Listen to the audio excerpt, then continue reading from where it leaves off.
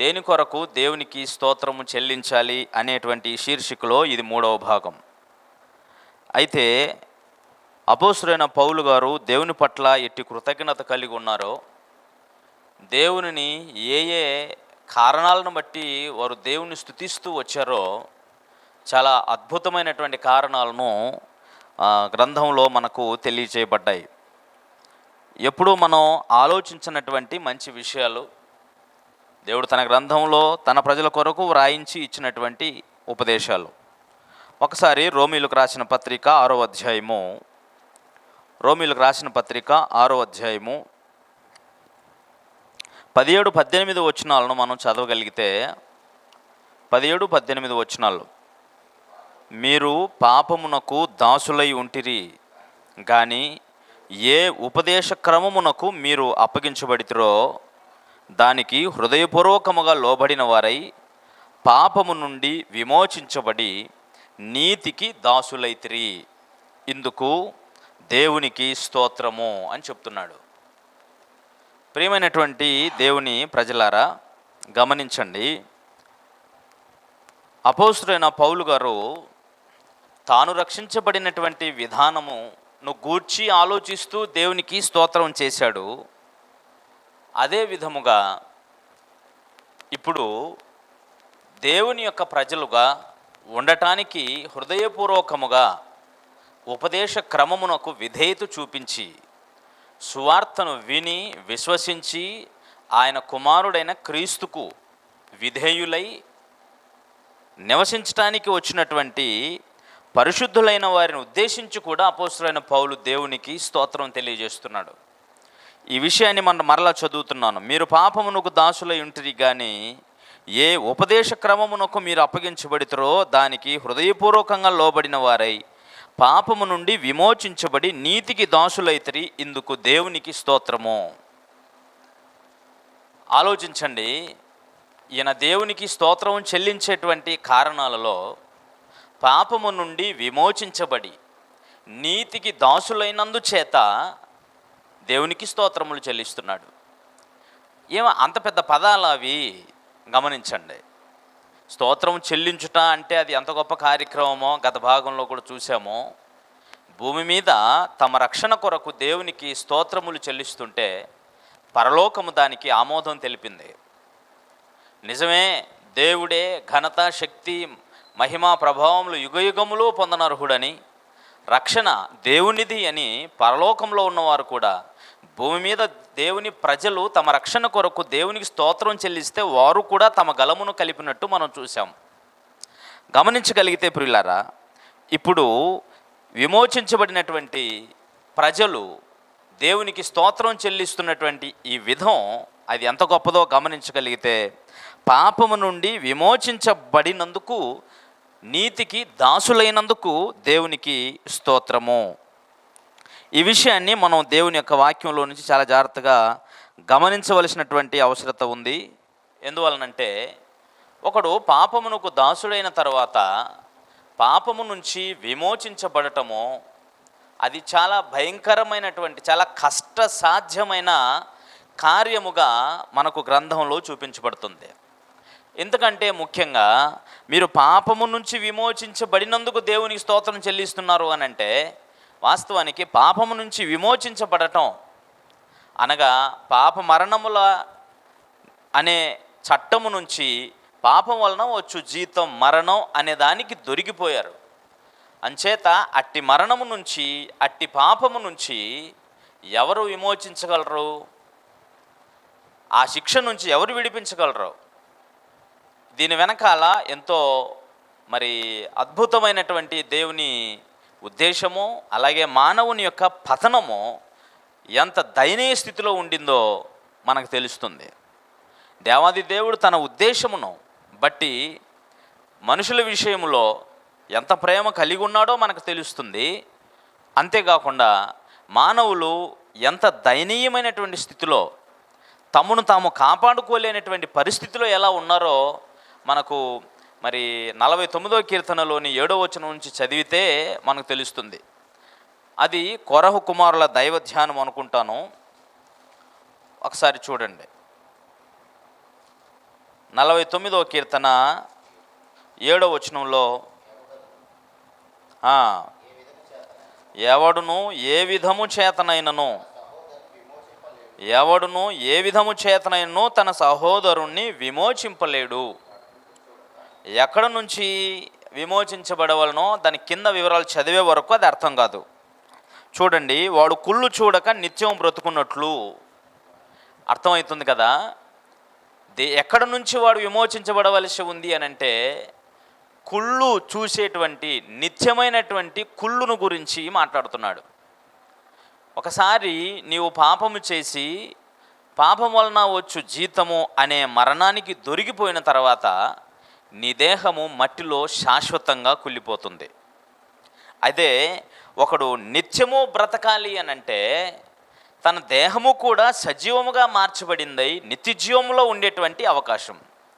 వీటిని గురించి ప్రవచన భాషలో ఈ విధంగా తెలియజేయబడింది. చూడండి, వాడు కుళ్ళు చూడక నిత్యము బ్రతుకున్నట్లు వాని నిమిత్తము దేవుని సన్నిధిని ప్రాయచిత్తము చేయగలవాడెవడునూ లేడు.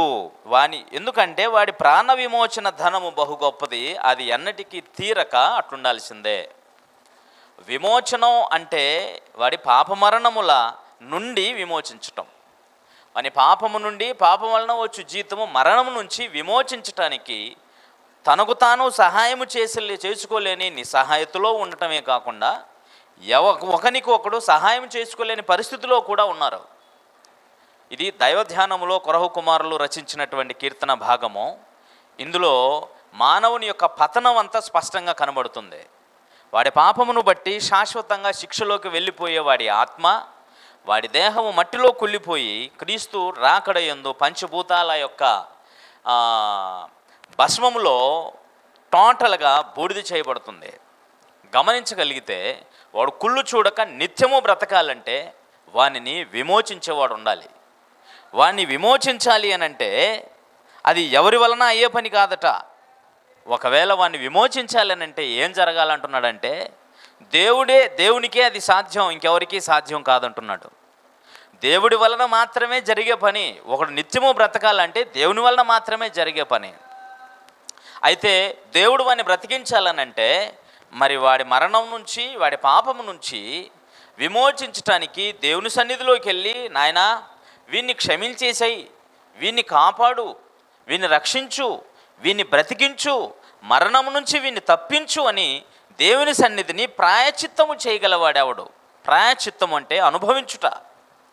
ప్రాయచిత్తము అంటే వాడి పాపముకు సంబంధించినటువంటి మరణాన్ని అనుభవించేవాడు ఎవడున్నాడు. చూసారా, ఒకడు విమోచించబడటము అనంటే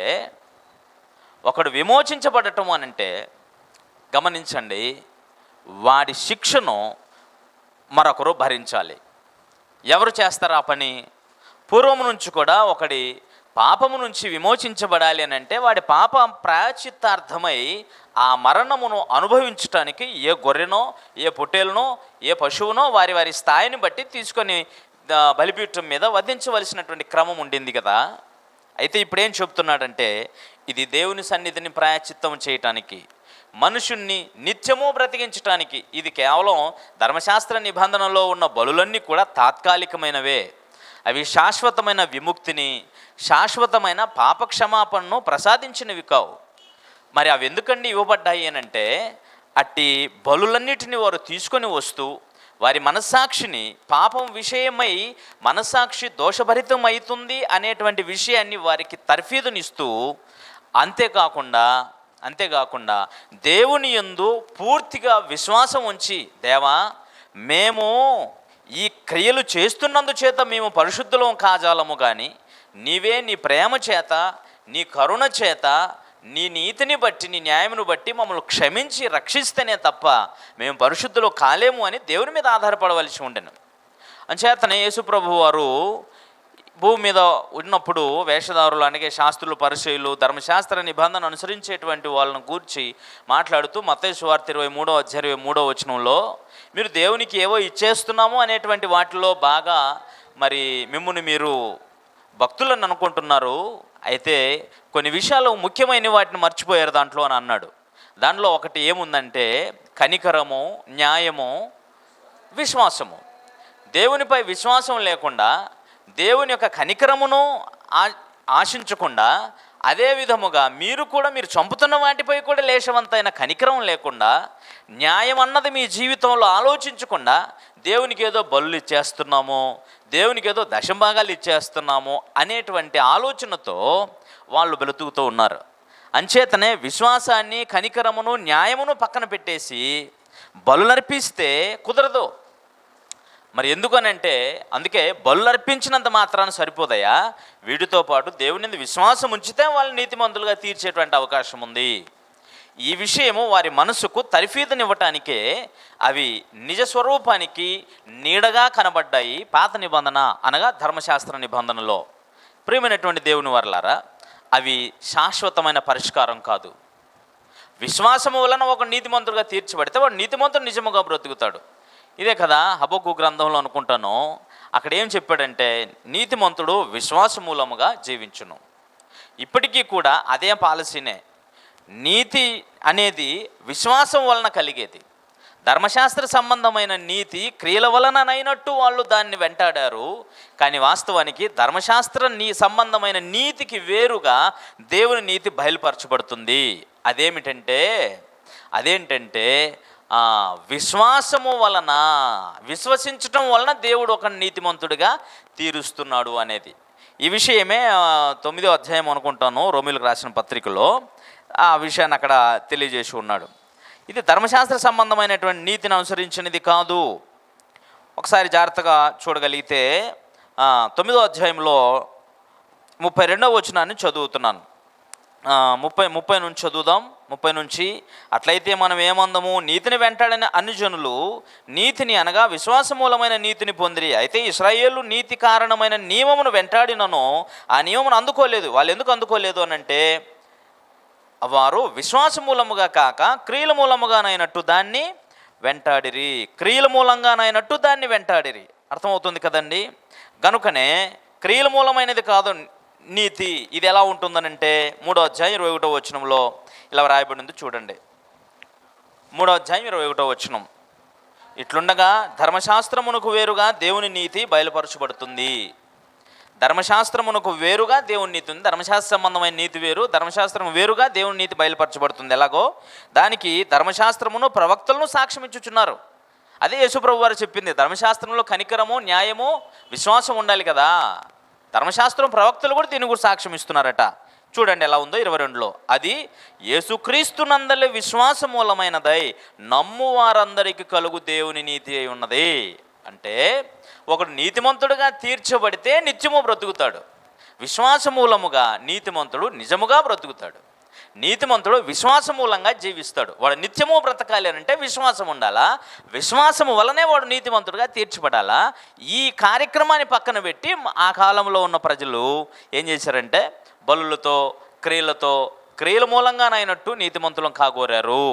అది దేవుడు యాక్సెప్ట్ చేసింది కాదు, దేవుడు చెప్పింది కాదు, దేవుడు అంగీకరించింది కాదు. గమనించండి. అంచేతనే ఒకరికొకడు విమోచించుకోలేని పరిస్థితిలో ఇప్పుడు దేవుని దృష్టిలో నీతిమంతుడే నిత్యము బ్రతకాలి అని అంటే, వాని నిమిత్తము వానిని తమ పాపముల నుంచి, మరణము నుంచి విమోచించేవాడెవడు? అదే జరగాలి అని అంటే దేవుని సన్నిధికి వెళ్ళి ప్రాయచిత్తం చేయగలవాడెవడు అంటున్నాడు.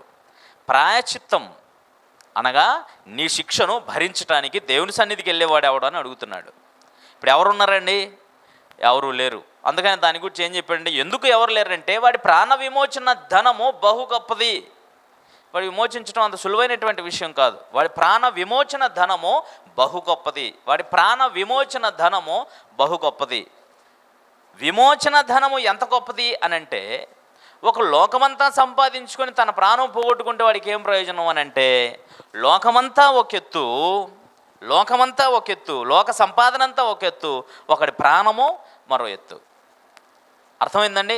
ఒకటి ప్రాణముతో లోక సంపద అంతా కూడా సమానం కాదంటున్నాడు. వాడి ప్రాణమే గొప్ప. అర్థమవుతుందండి?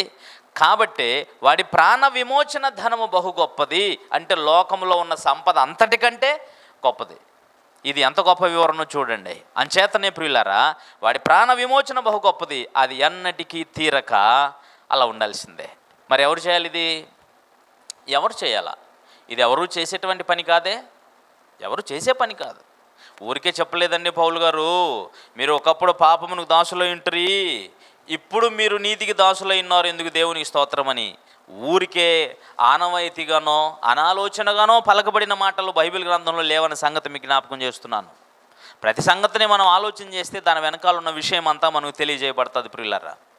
చూడండి, వాడి ప్రాణ విమోచన ధనం బహు గొప్పది, అది అన్నిటికీ తీరకాలు ఉండాల్సిందే, అంతే కదా, అలాగే ఉంటుంది. శాసనం ఒకసారి ఒక పాపం చేసాడంటే వాడి గతి అంతే. అయితే మాత్రం కనికరం సంపన్నుడు, కరుణా సంపన్నుడైన దేవుడు ప్రజలను పోగొట్టుకోలేడు కదా. అంచేతనే తగిన కాలం ముందు తన కుమారుడు క్రీస్తుని లోకానికి పంపించి ఏం చేశాడో చెప్తున్నాడు. రోమిలకు రాసిన పత్రిక 8వ అధ్యాయంలోని 2వ వచనం చూస్తే ఆయన ఇలా తెలియజేశాడు. చూడండి, 2వ అధ్యాయంలోని 2వ వచనంలోని మాటలను చూద్దాం. క్రీస్తు యేసునందు జీవమునిచ్చు ఆత్మ యొక్క నియమము పాపమరణముల నియమము నుండి నన్ను విడిపించెను. ఎలాగంటే ధర్మశాస్త్రము దేనిని చేయజాలకపోయెనో దానిని దేవుడు చేసెను. అంటే వాడి ప్రాణ విమోచన ధనం బహు గొప్పది, అది ఎన్నటికీ తీరక అలా ఉండాల్సిందే, అట్లుండాల్సిందే అన్నప్పుడు దానికి ఎవరు ఏం నోరెత్తి మాట్లాడటానికి అవకాశం లేదు. కానీ ఈ విషయంలో మరి ఎవరు జోక్యం చేసుకున్నారు? ఆయనే జోక్యం చేసుకున్నాడట. ఈ విషయంలో యెషయా గ్రంథము 40వ అధ్యాయము 43వ అధ్యాయం 25వ వచనంలో అయితే ఇలా తెలియజేశాడు. నేనే నా చిత్తానుసారముగా నీ అతిక్రమములను తుడిచివేస్తా. నేనే జోక్యం చేసుకుని నీ అతిక్రమాలను తుడిచేసే కార్యక్రమాన్ని చేయకపోతే నిన్ను నీవు విమోచించబడే పరిస్థితి లేదు. నీ పాపను ప్రాయశ్చిత్తం ఏంటి అనుకుంటున్నావు? చావటమే.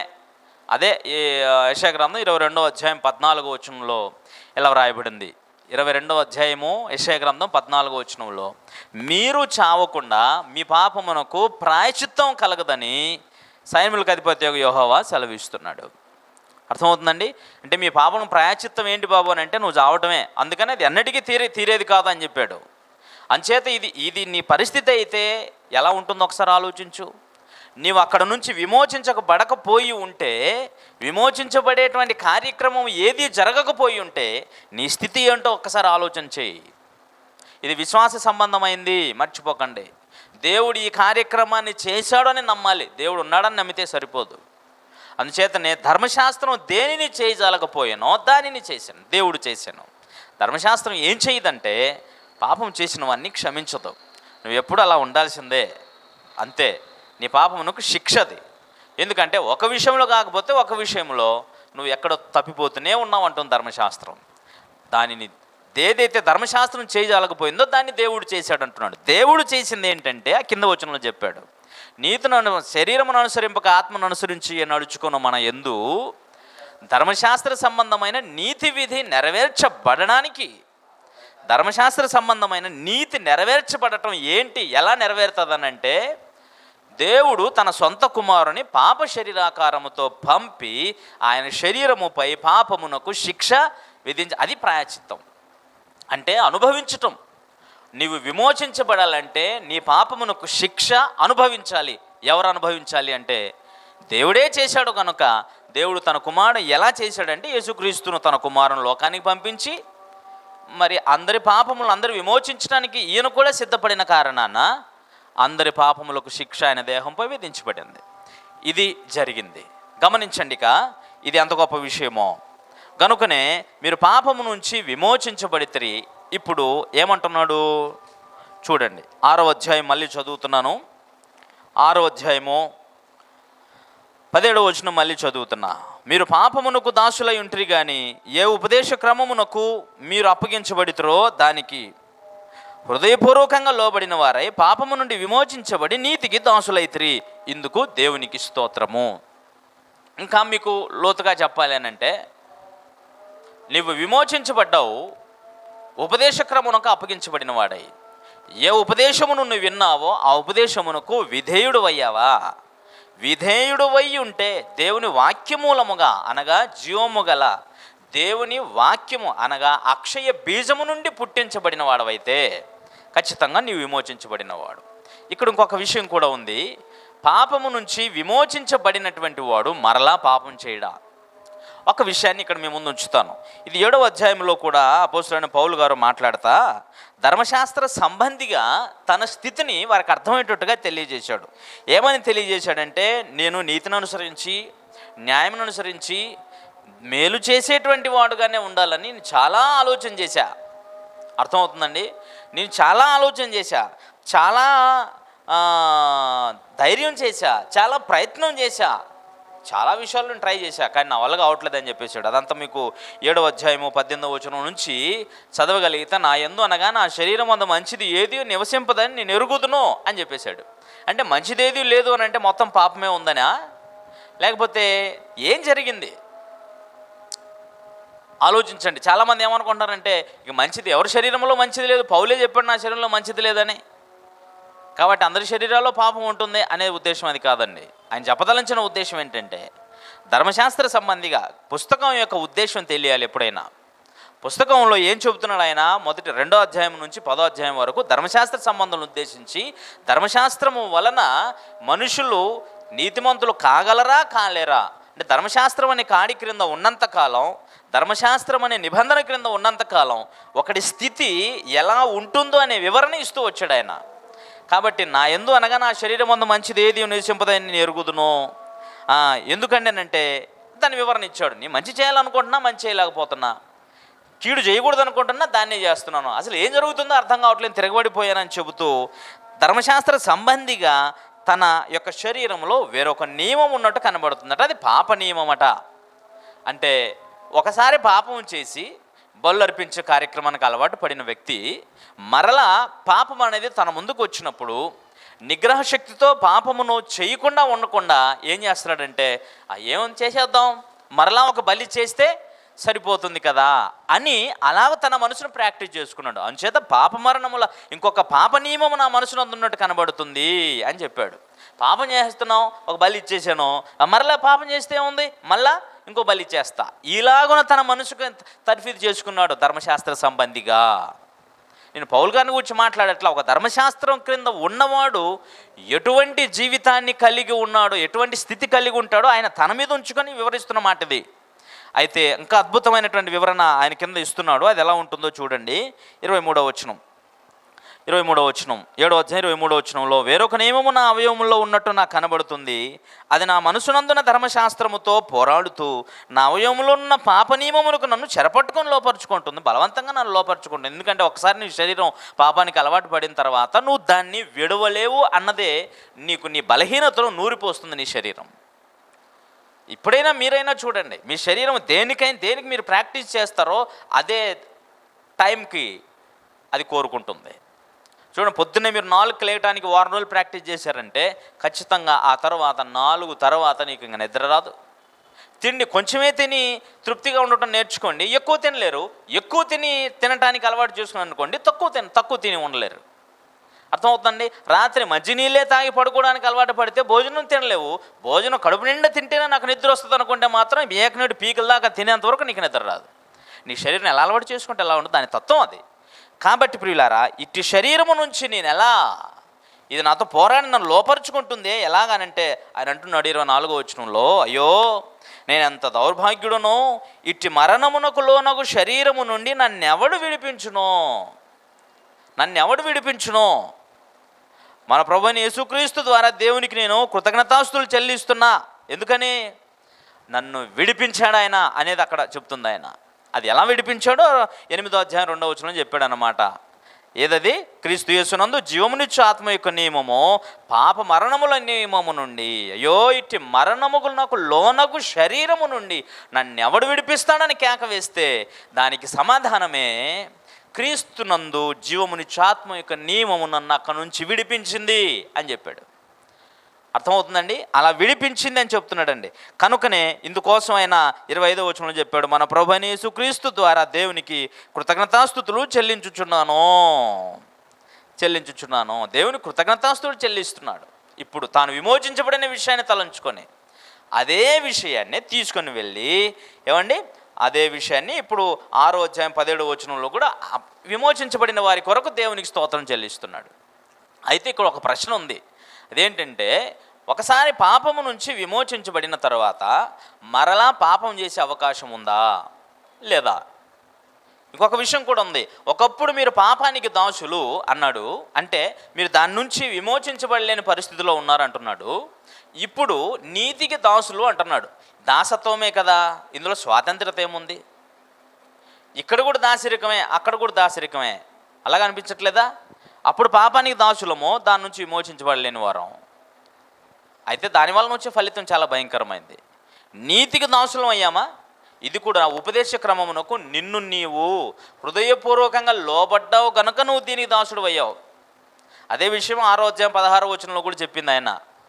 6వ అధ్యాయం 16వ వచనం రోమపత్రికలో ఏం తెలియజేశాడంటే, లోబడుటకు దేనికి నిన్ను నీవు దాసునిగా ఉండటానికి అప్పగించుకుంటావో అది చావు నిమిత్తముగా పాపానికి కావచ్చు, నీతి నిమిత్తముగా విధేయతకే కానీ దేనికి నువ్వు లోబడతావో దానికి నువ్వు దాసుడివి.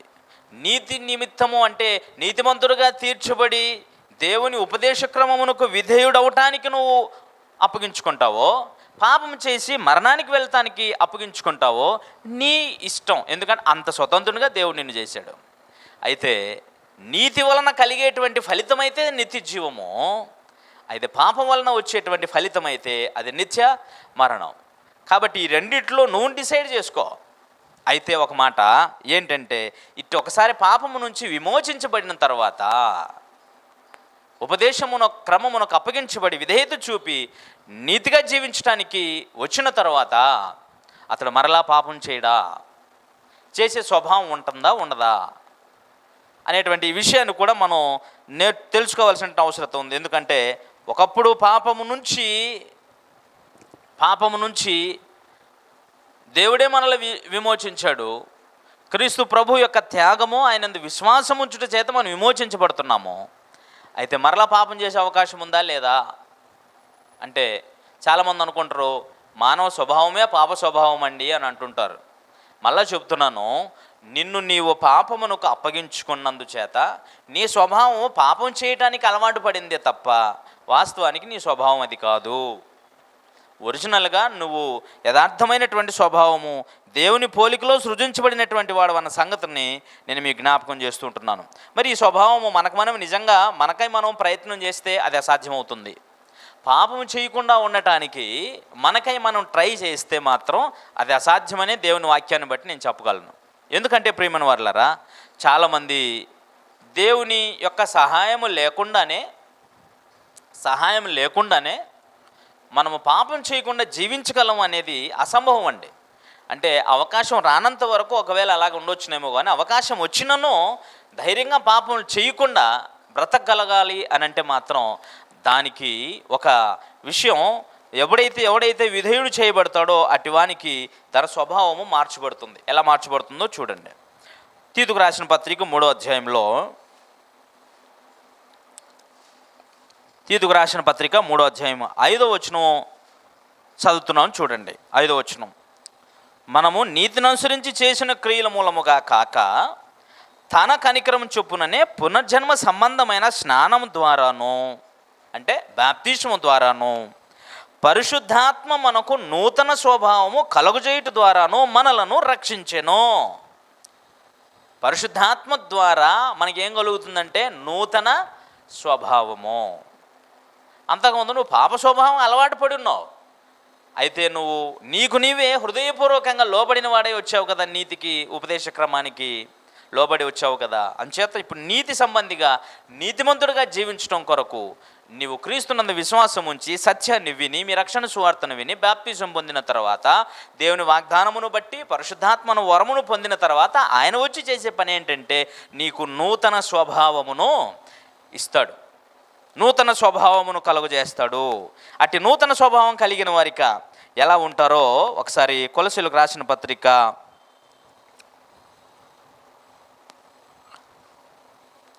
3వ అధ్యాయము, కొలసీలకు రాసిన పత్రిక 3వ అధ్యాయము చూడండి 9-10 వచనాల్లో. అంటే పరిశుద్ధులైన వారు ఈ పై వచనం మొదటి వచనం కూడా చదవగలిగితే క్రీస్తుతో కూడా లేపబడటం అంటే బాప్తిసం ముందు క్రీస్తు మరణ సమాధి పునరుత్థానంలో పాలు పొందినటువంటి వాళ్ళు, మరణములో పునరుత్థానంలో పాలు పొందినటువంటి వారిని గూర్చిన వివరణ చెబుతున్నాడు, ఆ పరిశుద్ధులు ఎలాగుంటారనే విషయం. మరొకసారి విషయాన్ని జ్ఞాపకం చేస్తున్నాడు 9 నుంచి. ఒకనితో ఒకడు అబద్ధం ఆడకుడి. ఎందుకంటే ఒక అబద్ధాన్ని గురించి మాత్రమే కాదు సుమా, పైన చాలా విషయాలు ఉన్నాయి. ఉగ్రతకు గురి చేసేటువంటి క్రియలు ఎన్నో ఉన్నాయి. దాని నుంచి మీరు విమోచించబడ్డారనే పాత జీవితాన్ని మరలా గుర్తు చేస్తూ చెప్తున్నాడండి. మీరు ఒకరితో ఒకడు అబద్ధం కూడా ఆడకూడదు. ఎందుకంటే ప్రాచీన స్వభావమును, అంటే మీ పాత స్వభావమును, మీ పాపపు స్వభావాన్ని దాని క్రియలతో కూడా మీరు పరిత్యజించి, అంటే విసర్జించి, జ్ఞానము కలుగు నిమిత్తము దాన్ని సృష్టించిన వాని పోలిక చొప్పున, జ్ఞానము కలుగు నిమిత్తము దానిని, అంటే ఆ జ్ఞానము సృష్టించిన వాని పోలిక చొప్పున నూతన పరచబడుచున్న నవీన స్వభావమును ధరించుకొని ఉన్నారు.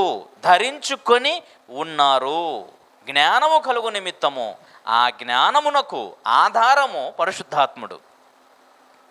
జ్ఞాన వివేకములకు ఆధారముకు ఆత్మ నన్ను అభిషేకించింది అని ప్రభువైన క్రీస్తుని గూర్చిన ప్రవచనంలో యెషయా గ్రంథంలో మనం చదువుతాం.